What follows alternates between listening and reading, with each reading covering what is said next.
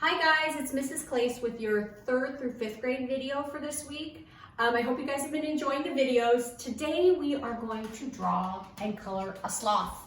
Kids seem to really like sloths. They seem like they're a popular animal, and I think it would be fun to draw one. They live in the forest of Central and South America.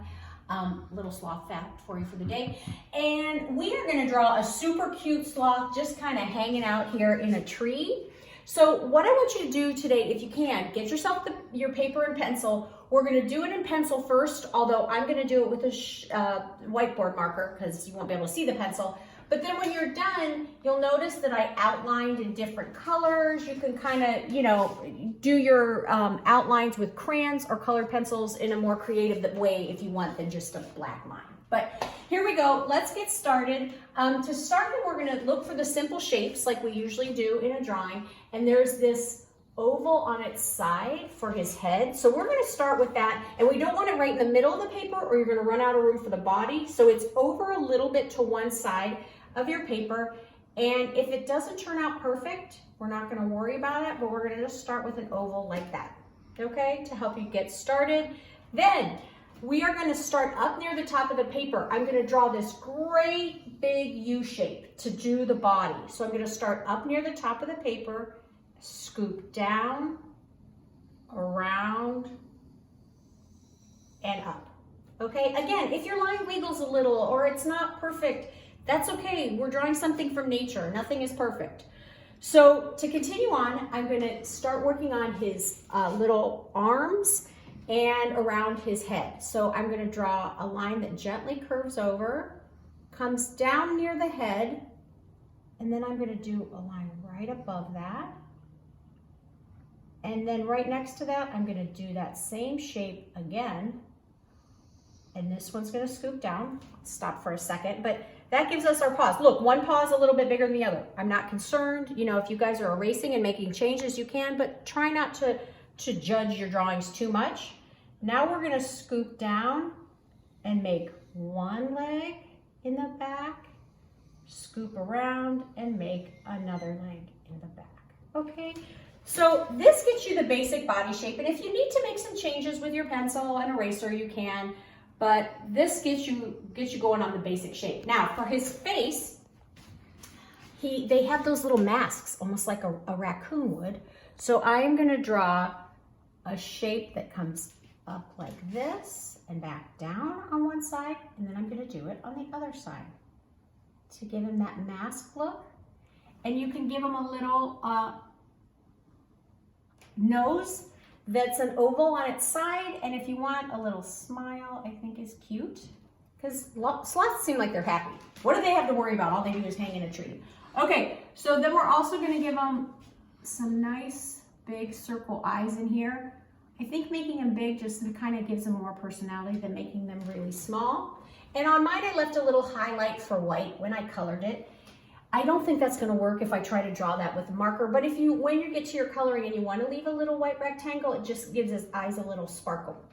On the inside of the body, just so he wasn't all one color, they're kind of furry. So I added this kind of furry look across his belly, and it's really just using some zigzag lines that come down.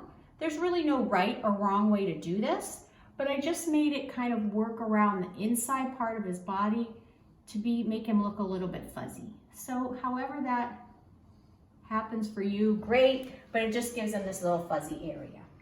Okay, right now he's hanging in midair.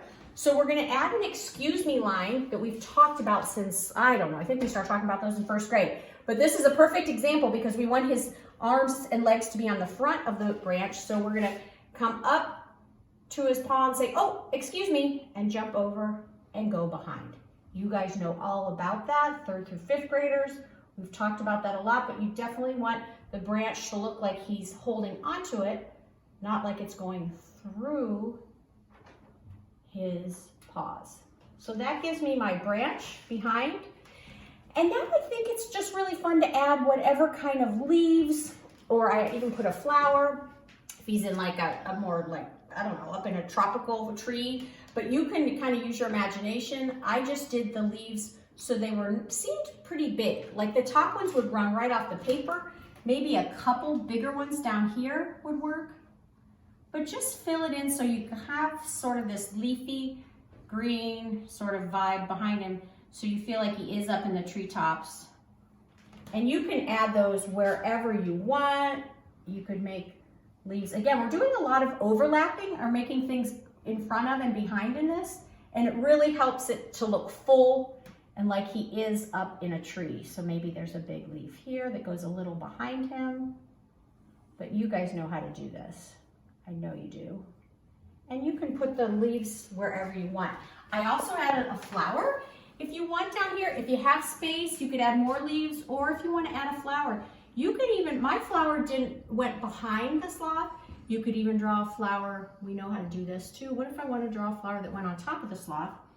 I would just erase this line, and now the petal looks like it's in front of him. So however that works for you, and you don't have to do this kind of flower.